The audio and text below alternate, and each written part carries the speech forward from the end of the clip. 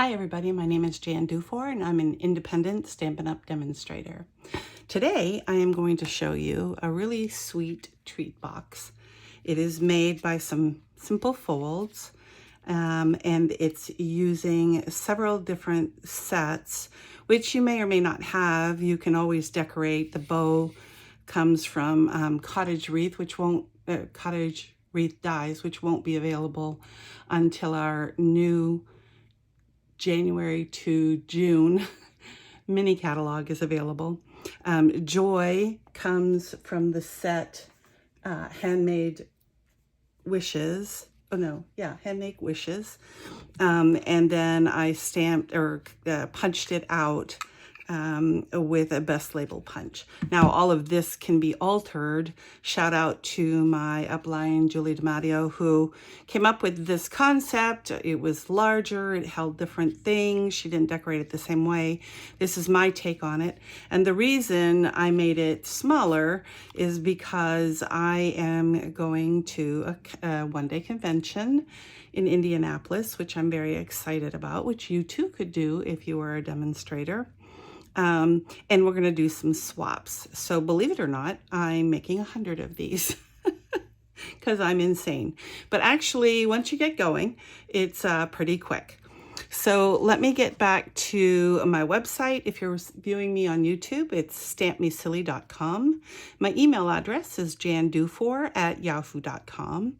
And if you choose to order anything from me, you can go to my online store at jandufour.stampinup.net. If you don't have a demonstrator already, I would be honored to be your demonstrator, and I'd be happy to mail you a free catalog, both now and when the new catalog comes out. So why do I have 2 sheets of paper here? Because I didn't use that in the sample. The reason I did that is first we're going to make one in case you just decide that you only need one. And I have a template which I will place here momentarily. And that's this template. It gives you the dimensions. It's 4.5 by 5 1/8. Keeping in mind that the shapes should be in portrait mode so that these are the sides that you see the most of. So you would want the long section to look like what you want to see on here. Now this pattern and the other one I'm going to show you is not directional, so it doesn't really matter. The other thing is I'm going to show you how to do 4 at the same time. Scoring and cutting. Of course, you have to fold, burnish, and glue all of those things separately. But I'm going to go ahead and put this to the side. Keep that part on camera so you can see it. The first thing we need to do is trim it down. Now, this is a 6 by 6 coming from Lights Aglow. They're 6 by 6 papers. They all have a little bit on one side of some shimmery things. These have dots that are shimmery that are in gold, which is why we'll use a gold nugget. The first measurement is 5 1/8. So we're going to cut there. Oops, I moved that with my fingers. 5 1/8. And then save this. And then by 4.5. So we will cut that, save this. And here we have the piece of paper that we need. Now, there is a score on the trimmer, but I'm kind of in the party of you get more accurate scoring if you use our scoreboard or score tool of some sort. Putting it on the 5 1/8 side, the dimensions are at 1 3/8. And you'll notice these pegs up here. They don't sell them anymore with the scoreboard. You can go to Etsy and people 3D print these so you can get them. I have mine and then I lost one and then my sister sent me hers. So for doing the larger project, which has 4 of them on there, I have put these out for the one side, the one with the most scores, so that I don't have to remember the score marks all the time. But they are 1 3/8, 2 3/8, 3 3/4, and 4 3/4. Now, when I turn it, I can't pay attention to this. I did that one time and got funky scores. On this side, we want to score at, whoops, I almost did it again, 1 and 3 1/2. And that's it. That's it for scoring. Scoring 4 at the same time is almost as fast. I'll put my scoreboard away, my scoring tool. Okay, next we're going to fold and burnish. And I think, you know, sometimes I'm even guilty. If I'm in a hurry, I don't necessarily burnish my cards or something. But when you're making 3D projects, it's really important that you burnish. It is just, it makes folding the box and putting the box together and making it be straight and all of those other things very important. Now, what side do I cut on? Well, that's totally up to you.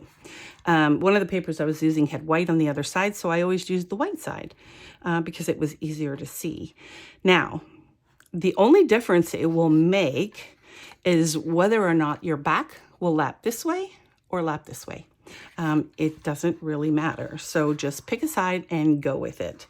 So we always start with the skinny side, the flap side, if you will. I'm going to choose this side. It is a little bit easier to see. And someone stole my, oh, there they are. Somebody stole my scissors.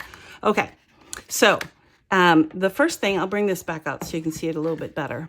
And I didn't wipe these out, so the new version that you can download will have this marking on it because we're getting rid of all of this. And we're getting rid of all of this. And actually, we're getting rid of all of this. So I will fix that. I worked so hard to get those little score marks and I didn't even need them. All right, so the first thing I'm gonna do to make it simpler for you is I'm gonna do this little wedge on the end and on this end. And then I'm gonna go ahead and cut all the way across for here. Now, you'll notice, maybe you will notice, maybe you won't, these two miter cuts are smaller than these. You need to be careful. I'm gonna get in there and start cutting. Sometimes I fold it down just a little so I can see where I'm going. Because I actually cut with more light on, but the more light would be so distracting for you guys because you would see my above lights. So the pieces that are bigger, not this little skinny piece, but the wider one. So this one and this one on the other end, you want to miter. Really, you're not mitering. You're simply cutting off the score mark. It is a hair of mitering. It is not very much.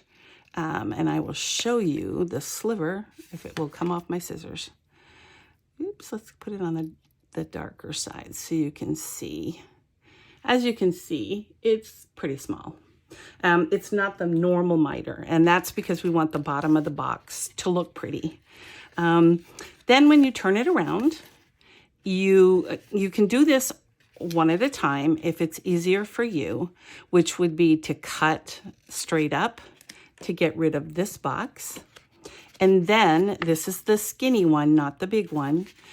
Go ahead and miter. Now, I'm still not taking humongous bites, but it is certainly, let me flip it over to the green, it is certainly bigger than the other one was.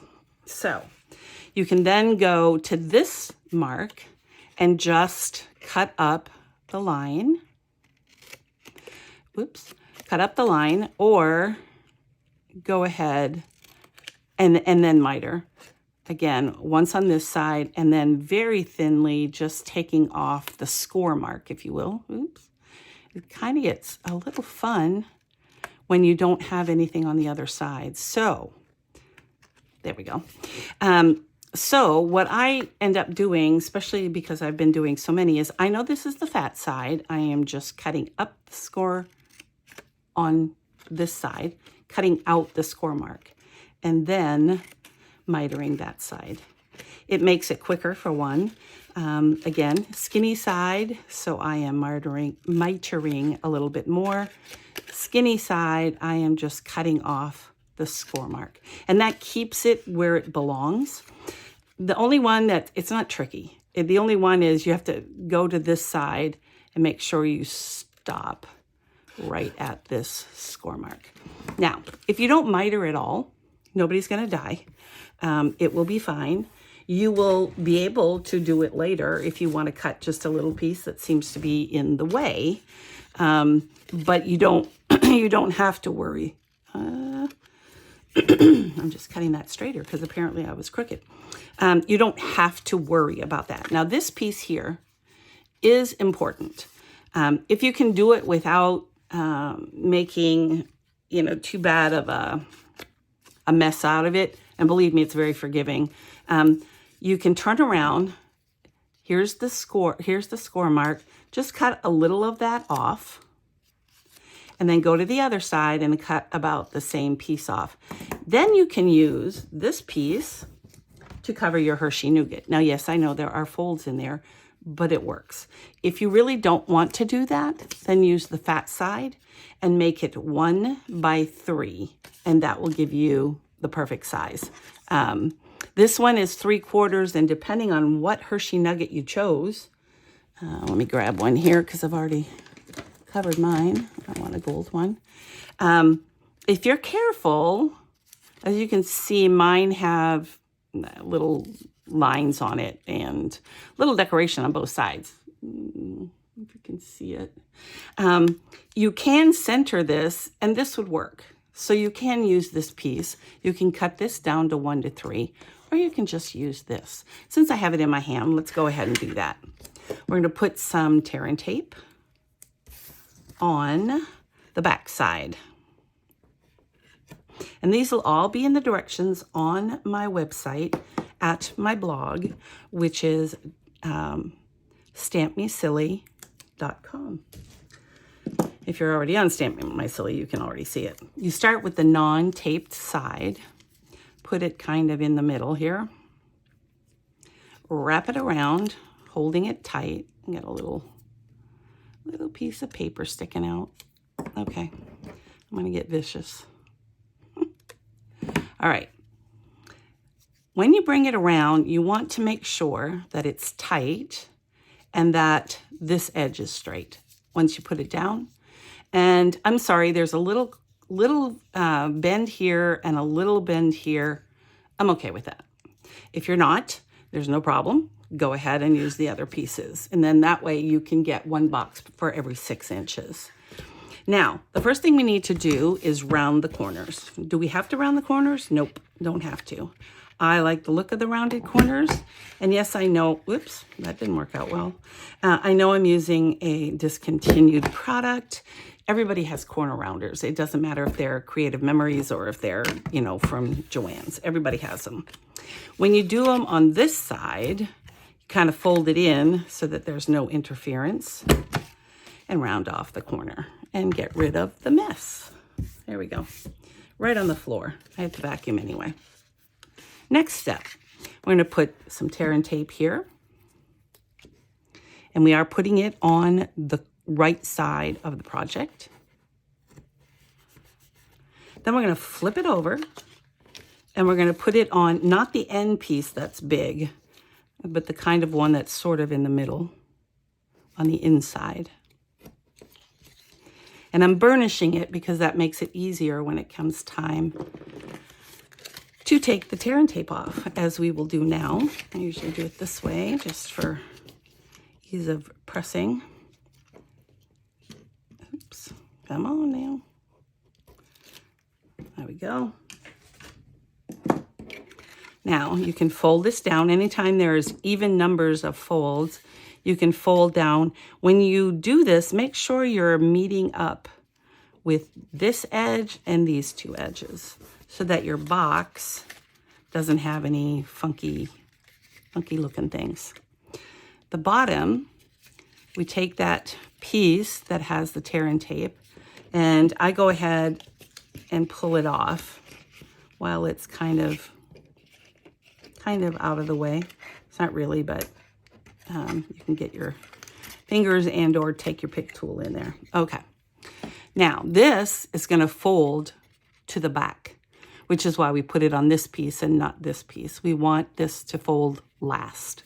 So we're going to fold in these two edges, and you'll notice they overlap. That's a good thing just for stability. I'm going to take my glue and put, on one side I'm like doing the whole piece. On the other side, I'm doing, well, actually most of the whole piece too. It kind of sticks down. You take the part that does not have the tape on it and kind of make it centered. I don't wait too long at this point. You just don't want it this way, obviously. So you kind of line it up. There's a very thin edge missing on both sides. And then I bring this down and make sure that it's square, and I put it down. Now that'll hold it because of the tear-in tape, but we still have glue in there.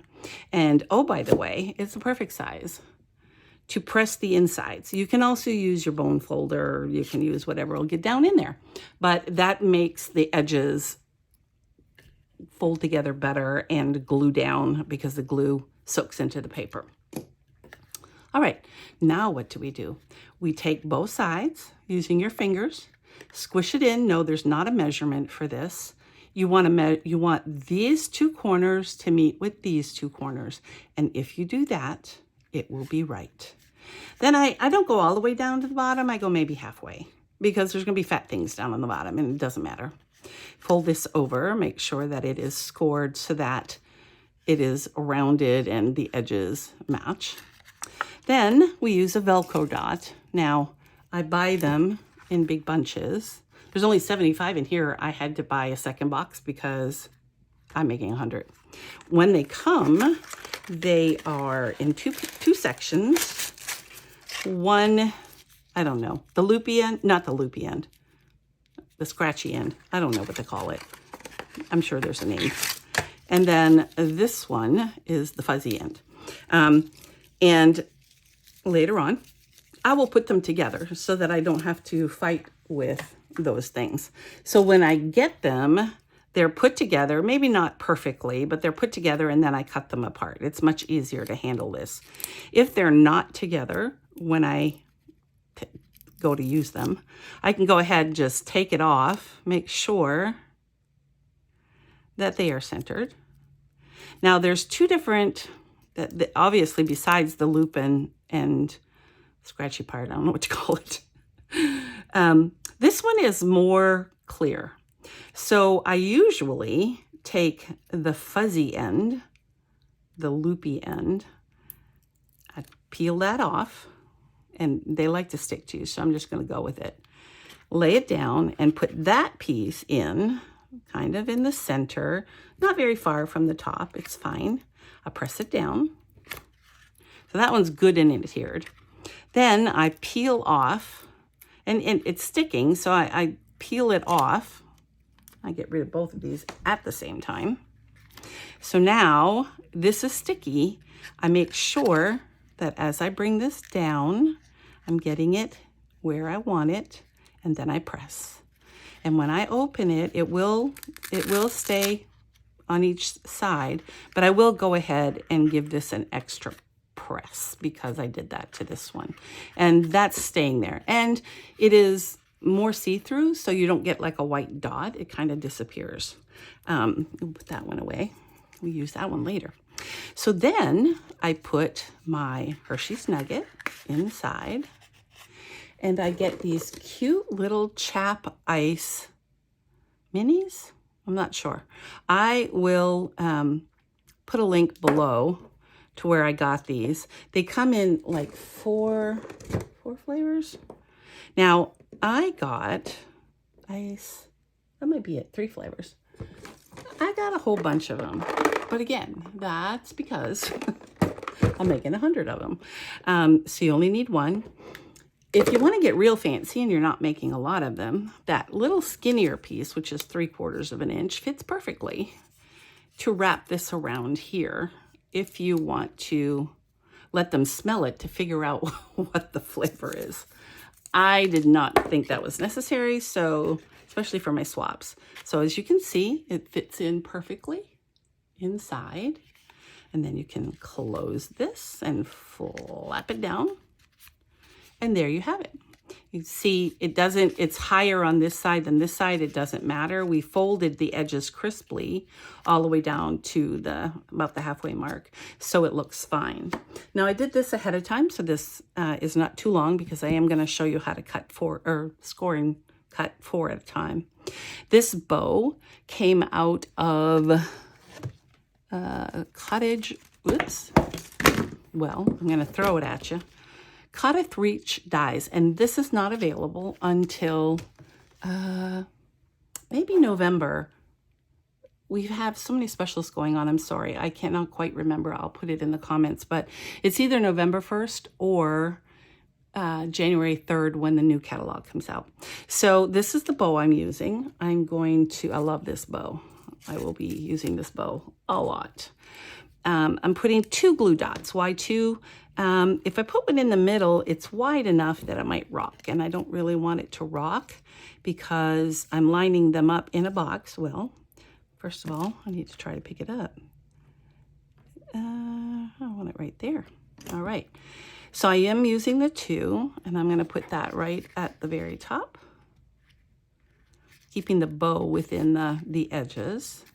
And then I stamped Joy, actually in 3 different colors because I am making, I'll show you the other ones later, but, and then cut out with Stylish Shapes, this die, and cut them in half because I only needed the half for it. And on this case, I'm putting a dimensional, and I am only putting 1. Why am I only putting 1 here? Because I put 2 in the other one. That is because this goes almost halfway, all the way across. 2 would be difficult, and it's not going to rock because it's covering the majority of the top. So then I'm going to take this, place it in the middle, and then press it down. And you can press it down because there's a chocolate in there, which makes it hold. Now, isn't that just the cutest thing? And they make up really quickly. I'm going to show you how they make up so quickly. All right, so now, let's see, maybe if I switch sides, it'll be easier. I'll take this away because you don't need it. We'll put this over here so you can see it while I'm doing it. The first thing we need to do is to trim the paper. If you look at it, this piece here is this. That's why I mentioned down here, and again, I will correct that. You score and miter the same as this over here, over here, over here, and over here. The red lines are cut lines. The dotted lines are score lines. So the first thing we're going to do is take the whole dimension. It's 9 by 10 1/4. You decide. Again, this is non-directional, so it doesn't matter. I'm just going to do 10 1/4.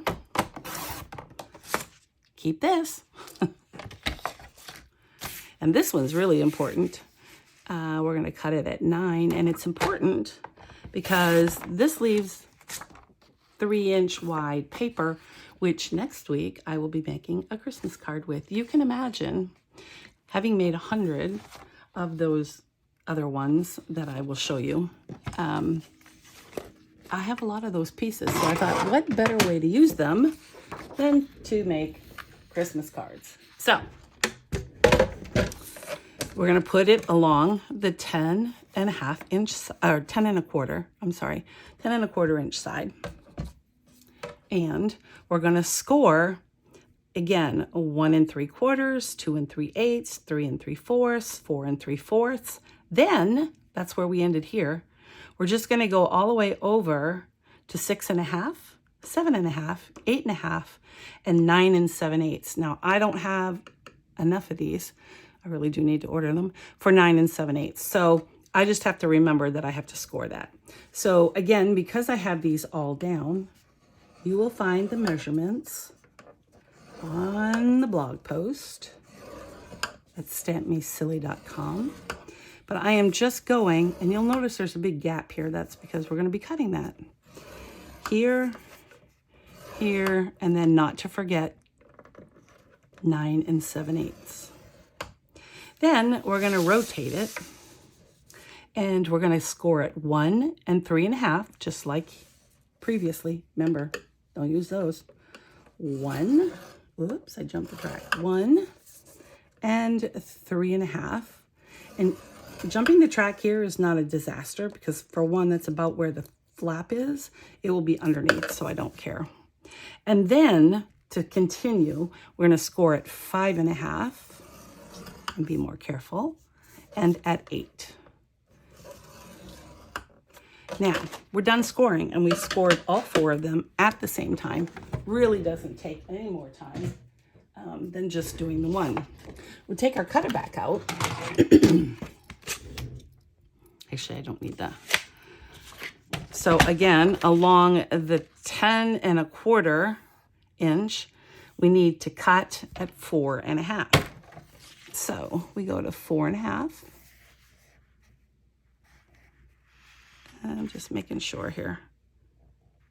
Hang on. Let me make sure I didn't make another mistake. Oh no, see, I did make a mistake. We cut, I will fix that. We will cut at 5 1/8. The reason I could tell is because this last score line is the same thing as the flap here, and it wasn't lining up. So 5 1/8. You verify? Yep. And then you can put both of them together because it's not cardstock, it's designer series paper. This is where we cut at 4 1/2. So we take that. And here you have, ready to go, 4 pouches. So it really doesn't take a whole lot of extra time. Of course, if you're making multiples, it will take longer because you have to cut them, cut the edges out, you know, do the stamping and that kind of thing. But as far as preparing the boxes, you know, and if you just make it with just this, it's kind of cute. You don't necessarily have to put anything on it. I hope you enjoyed this. I will correct the template. It will be on my website, stampmesilly.com. If you need to email me, again, it's jandufor@yahoo.com. And if you'd like to shop, it's jandufor.stampinup.net. Bye.